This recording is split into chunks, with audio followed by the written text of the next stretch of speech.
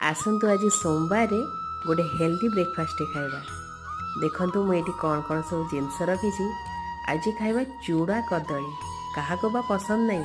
पूजा पर्व हेले अधिकांश लोक घरे ए चूड़ा चकटाटी का गिनारे कि दनारे देखा मिले। मनीष तो मनीष ठाकुर पाखे भी ये चूड़ा कदली भोग लगी था कहीं भी ये चूड़ा चकटा बहुत पसंद।